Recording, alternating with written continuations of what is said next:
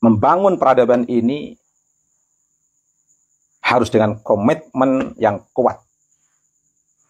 Mempotensikan nalar sehat kita, mempotensikan hati kita, menguatkan rohaniah kita, mempotensikan kehendak kita dalam kehendak yang mutmainnah, berada dalam komitmen yang positif untuk kepentingan kosmopolitanisme peradaban Islam. Dan perlu diketahui, kosmopolitanisme peradaban Islam bisa tercapai atau bisa berada pada titik optimal manakala tercapai keseimbangan antara kecenderungan normatif kaum muslimin dan kebebasan berpikir semua masyarakat.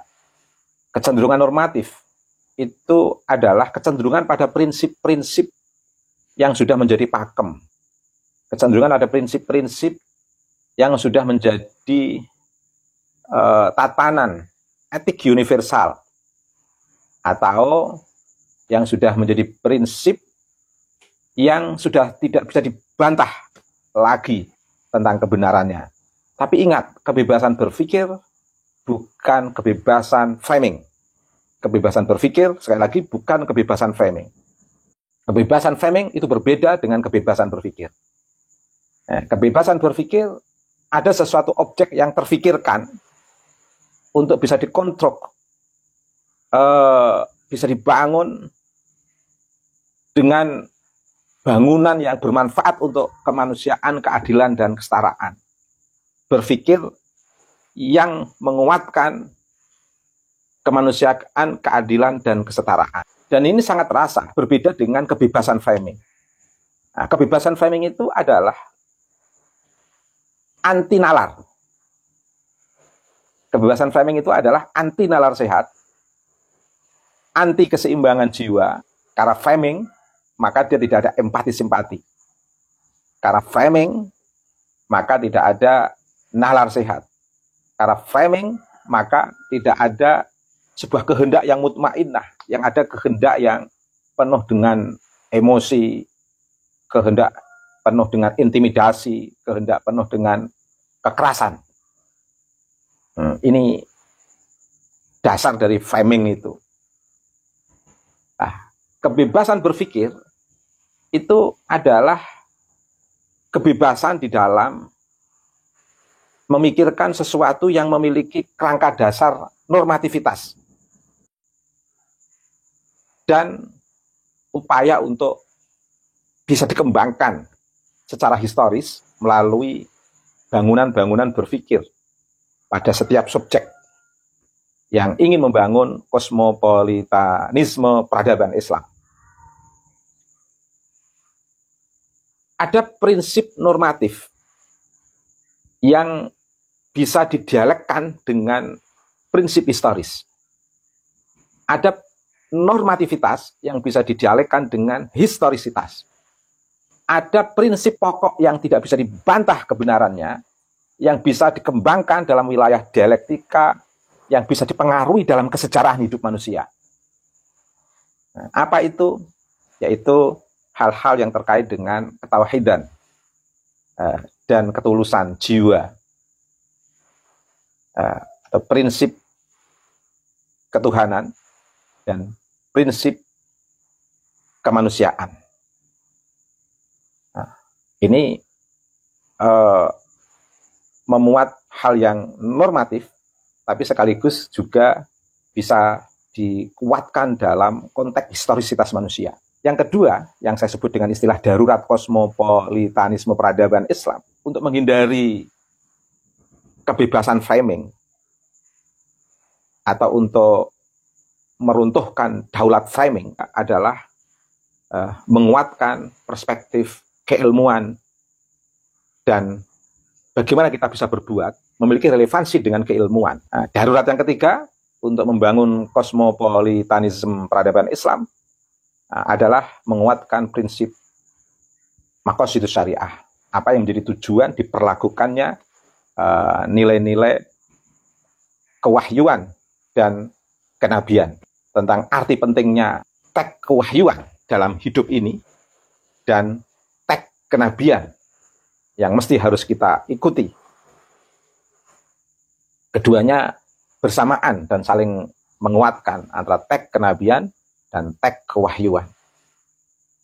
Darurat yang ketiga untuk membangun kosmopolitanisme peradaban Islam sebagai objek yang menjadi arah dari kebebasan berpikir semua warga negara, yaitu bagaimana setiap objek yang terfikirkan itu memiliki dasar-dasar suatu kajian. Ada hal yang memang bisa dikaji dan dikembangkan, sehingga orang berbicara itu tidak asal ngomong, tapi ada objek yang bisa dikaji. Mengapa sering kita memunculkan istilah khurafat? Karena hal yang terkait dengan hal yang khurafat itu biasanya tercerabut dari akar permasalahan,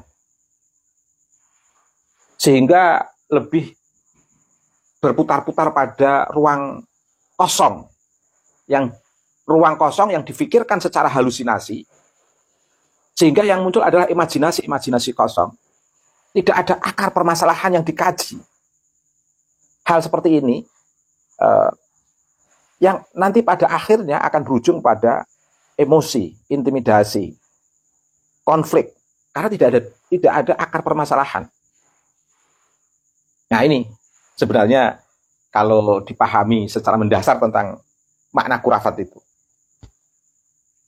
Berbeda dengan hal yang berhubungan dengan mukjizat, berbeda dengan hal yang berhubungan dengan karomah. Kalau hal yang berhubungan dengan mukjizat, itu biasanya terkait langsung tentang arti pentingnya ketauhidan dan kemanusiaan dalam hidup manusia yang sengaja ingin diobrak-abrik, yang sengaja ingin dihancurkan oleh mereka yang berada dalam kondisi pikiran kosong, yang penuh halusinasi dan emosi, intimidasi, kekerasan, dan lain sebagainya. Karena memang nggak ada yang diperjuangkan.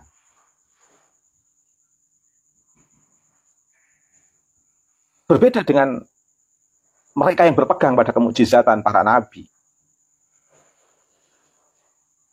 Itu kita bisa memahami. Setiap muncul kemukjizatan yang diterima oleh para nabi, itu ada akar persoalan yang ingin dibebaskan oleh para nabi.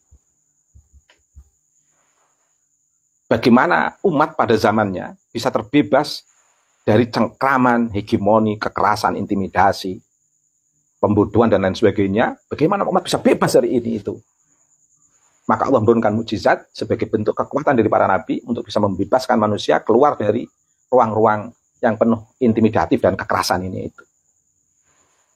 Sehingga mereka yang menerima mukjizat lebih kuat dari mereka yang melakukan intimidasi dan kekerasan, pembunuhan, dan lain sebagainya. Artinya apa? Mukjizat ini ada hubungannya dengan prinsip-prinsip ilahiyah. Mukjizat ini ada hubungannya dengan pembebasan dan pencerahan umat. Mukjizat ini ada hubungannya dengan apa yang diatur oleh Allah, yang harus dipertahankan oleh seluruh umat manusia untuk menghindari pertumpahan darah, kekerasan, intimidasi, pembunuhan, dan lain sebagainya. Dan pasca kemukjizatan yang diterima oleh para nabi, ini ada sosok-sosok penggerak, pembebas, dan pencerah. Mereka inilah yang mendapatkan karomah, yang tidak bisa dicari, tapi ini sebagai kekuatan yang betul-betul secara langsung dari Allah, yang tidak bisa diwariskan oleh orang lain, tapi ini sebagai sebuah pilihan yang memang akan dirasakan secara langsung oleh mereka yang meneruskan risalah kenabian, yang melanjutkan atau yang mewarisi jejak-jejak para nabi untuk sekali lagi membebaskan umat dan mencerahkan umat agar keluar dari ruang intimidasi, bisa keluar dari ruang kekerasan, bisa keluar dari ruang pembodohan. Sekali lagi, Ini yang disebut karomah. Dan karomah adalah sebuah keajaiban yang diberikan oleh Allah kepada para penerus Nabi agar mereka ini memiliki kekuatan yang lebih sehingga bisa mengeluarkan umat manusia dari intimidasi, kekerasan, pembunuhan, pertumpahan darah. Nah, di sini bisa kita pahami mereka yang menerima mukjizat dan mereka yang menerima karomah adalah sosok-sosok yang diberi kekuatan oleh Allah dengan kadar kemukjizatan, dengan kadar karomah, karena di situ ada problem masyarakat, ada problem sosial, ada problem kemanusiaan, ada problem yang merusak nilai-nilai ketauhidan yang dilakukan oleh mereka yang melakukan intimidasi, kekerasan, suka melakukan pertumpahan darah. Nah, untuk mengeluarkan problem-problem ini, muncul orang-orang yang kuat dalam konteks kenabian diberi mukjizat, dalam konteks pewaris para nabi, para ulama, para kekasih Allah diberi karomah. Dan mereka yang diberi mukjizat dan mereka yang diberi karomah adalah mereka yang menjadi penggerak yang akan mengeluarkan masyarakat dari problem-problem yang saya sebutkan tadi, sehingga betul-betul bebas dan tercerahkan sebagai umat yang bisa lebih bebas dan leluasa membangun kosmopolitanisme peradaban Islam. Nah, framing itu dekat dengan mereka yang anti kemukjizatan. Framing itu dekat dengan mereka yang anti karomah. Framing lebih dekat dengan khurafat. Framing lebih dekat dengan mereka yang suka intimidasi. Framing lebih dekat dengan mereka yang suka kekerasan. Framing lebih dekat dengan pertumpahan darah. Framing lebih dekat dengan kebencian, adu domba. Dan biasanya framing itu terserabut dari akar permasalahan yang menjadi inti dari sebuah kajian keilmuan. Sehingga orang-orang yang suka membuat framing itu biasanya yang tidak suka ilmu. Orang-orang yang suka framing biasanya orang-orang yang lebih memilih berbicara dalam ruang kosong. Mereka tidak suka berbicara dari akar permasalahan, mereka tidak suka berbicara dari prinsip ketauhidan dan kemanusiaan, mereka tidak suka berbicara dari apa yang menjadi tujuan diberlakukannya aturan dari Allah, diberlakukannya tentang arti pentingnya menjunjung tinggi kemanusiaan, keadilan, dan kesetaraan. Mereka yang suka framing tidak mau tahu tentang keberagamaan yang sejati. Taunya adalah bagaimana keberagaman itu di bawah kekuasaan mereka yang suka menanamkan framing dan menggerakkan framing di muka bumi ini. Mereka yang suka framing juga sosok yang tidak mau tahu tentang arti pentingnya jiwa manusia, tidak mau tahu tentang nalar sehat manusia. Mereka yang suka framing tidak mau tahu tentang harta manusia yang harus dihargai. Bahkan mereka yang suka framing atau menggerakkan framing itu ingin mengeksploitasi seluruh kekayaan alam yang dimiliki oleh siapapun. Kalau memang bisa dikeruk, kalau memang bisa dikuasai. Inilah orang-orang yang suka memframing. Tidak mau tahu tentang akar persoalan yang ia tahu bagaimana mereka berkuasa, meski mereka berbicara dalam ruang yang kosong, dalam ruang yang hampa, dalam ruang yang penuh halusinasi. Dan inilah yang disebut sebagai akar dari khurafat itu. Mereka yang suka framing, juga mereka yang tidak mau tahu tentang harkat martabat umat manusia. Mereka yang suka memframing, mereka tidak mau tahu setiap manusia adalah punya harga diri. Dan tingkah-tingkah mereka yang menjadi penggerak dari framing ini, itu kelihatan semuanya. Dan mereka yang menggerakkan framing, mereka tidak mau tahu tentang arti pentingnya kosmopolitanisme peradaban Islam.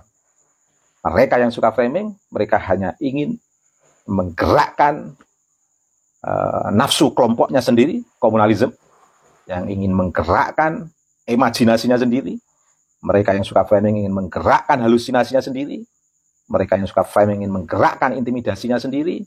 Bagaimana semua yang dia gerakkan oleh orang-orang yang suka framing ini mengalahkan nilai-nilai yang menjadi inti perjuangan para nabi dengan mukjizatnya, nilai-nilai yang menjadi inti perjuangan para ulama dengan karomahnya.